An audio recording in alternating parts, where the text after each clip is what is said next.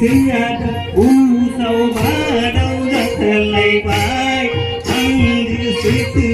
अनजालिखौ गोसोखांना खुलुमलांखांबाय दा बैसागु बोथोर सफैलायबाय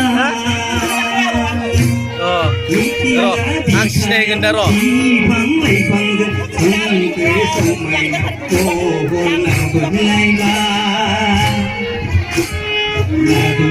लाबोलायबाय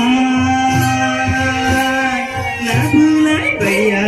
जोंनि गामिनि गुफुरै हायनो मोजाङै खाफालाव दंगोना जोंनि गामिनि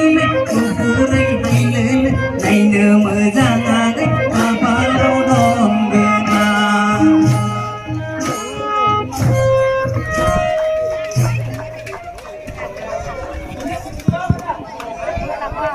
जोबोद गोजोननाय थाबाय बिथां खनगिरिनिसिम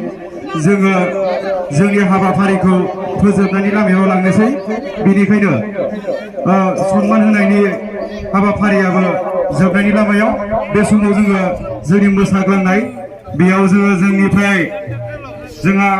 बड'लेण्डनि प्राइमारि बर' थुनलाइ आफादनि आफादगिरि मानगिरि राजकुमार बसुमतारी साराबो दोंसे मेथाइ खनगोन आरो बेनि उनाव जोंहा जोंनिनो धेमाजि जिल्ला एबसुनिनो बारग' आफादगिरि मानगिरि शिबराम बसुमतारी साराबो दोंसे मेथाइ खनगोन बिनि सिगां जोङो गगामुग आन्चलिक दुलाराय बर' फरायसा आफादनि हारिमुनि आफादि मानगोनां भद्र बसुमतारी बिथांखौ गिबिसिनै दोंसे मेथाइ बैसागु मेथाइ खनग्रोनो थाखाय गुरै खावलायनाय जाबाय लोगोसे गासै रायजो राजा आरो जोंनि गासैबो मावथिगिरिफोरखौबो